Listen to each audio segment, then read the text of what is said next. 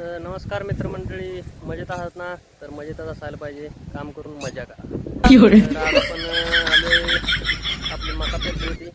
आज सरासरी 21 दिवस झालेले आहेत आणि आपण त्याला तणनाशक मारायला आलेलो आहे. तणनाशक प्लस कीटकनाशक या दोन गोष्टी आपण सोबतच घेतो.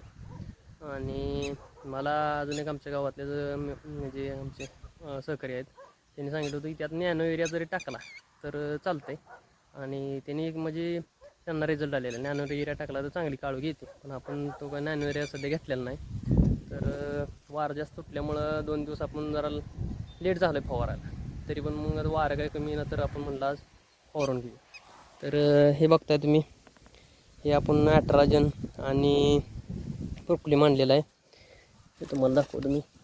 आणि काटा पण आपला हे शिंजर म्हणून आहे, टिंजरचा भाव आहे. आणि हे प्रोक्लेम आणि स्ट्राईज म्हणून आहे. तर हे सगळं नियोजन, पाठीचा पंप, ही मका आपली. तर मी तुम्हाला दाखवतो. सध्या जास्त आपल्या मकावर आळी दिसत नाही, पण सध्या आता पौर्णिमा अमावस्याचा विषय असते, तो जवळ लागलेला आहे. त्यामुळं हे बघा, कुठं तर आपल्याला आळी लागलेली दिसते, आहे का? मग हे आत्ताच कंट्रोल केलं तर, नाही तर पूर्ण प्लॉट हातातनं निघून जातो आहे. हे आताच काम करावं लागतं. तर थोडं लेटच झालं आपण तसं फवारायला, पण अजून हाताबाहेर गेलेला विषय नाही. त्यामुळं परदेशी फवारून घेतलं तर आटोक्यात येते. तर प्रत्येकानं मका पेरली तर एक 20-22 दिवसाच्या आतच फवारणी करा. 2-2 फवारण्या करून खर्च वाढवू नका. कीटकनाशक आणि तणनाशक हे सोबतच मारा. म्हणजे ते सुरळीत टाकायचं जे विषय आहे ते मी कधी टाकलेला नाही. कारण मी फवारा टायमाला घेतलं तर ते टाकायची काही गरज नाही. मनुष्यबळ बिना कामात घालवायचं एक तर नसते आपल्याकडं. आणि सध्या जे कामगार आहेत त्यांना एवढं दांडकं डिमांड आहे. मी तर 8 दिवस झालं काटगोळा करायला बाया बघतो, पण मला बाया काय मिळणं झाली. त्या घरच्या घरी आपण होतं तेवढं आपण काटगोळा करून घेतो, बागेतलं छाटलेलं काट. तर सध्या शेती ही मजुरांच्या जीवावर होईना झाली. मजूर जेवढं आहे तर तेवढं हाय डिमांड. म्हणजे सध्या शेतीतील कामाला जे मजूर आहेत ना त्यांना जास्त डिमांड आहे. असं कुठल्या क्षेत्रात आहे का नाही मला माहीत नाही, पण सध्या शेती क्षेत्रात तर मजुरांना दांडगं डिमांड आहे. तर असो, प्रत्येकजण कष्ट करून आपले पोट भरतोय. तर सध्या आपण आलेल्या गोष्टी करतोय, फवारायचं चाललंय. निघून आता औषध करून पडदिशी आपण फवारून घेऊया. चला.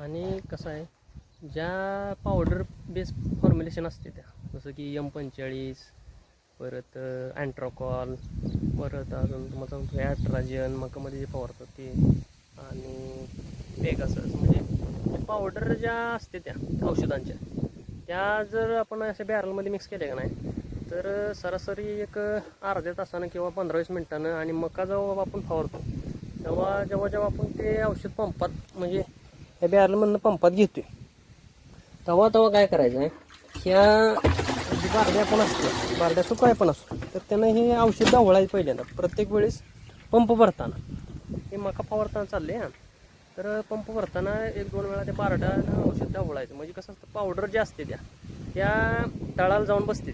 त्या काय अशा म्हणजे लिक्विडनुसार त्या एकदम मिक्स होत नसते. त्या तसं डाळिंबात फवारताना पण आपण सरासरी एक अर्ध्या तासानं त्या टाकीकडे जाऊन ते औषध हलवायचं आहे. कारण ती पावडर जी असते त्या तळाला जाऊन बसते, पावडर पूर्ण मिक्स होत नसते.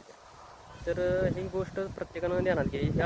ह्या ज्या बारीक गोष्टी आहेत त्याचा एवढा मोठा इफेक्ट आहे. तुम्ही जर म्हणजे हा औषध प्रत्येक वेळेस हलवून जर भरलं नाही किंवा फवारलं नाही तर त्याचा इफेक्ट कमी होतो.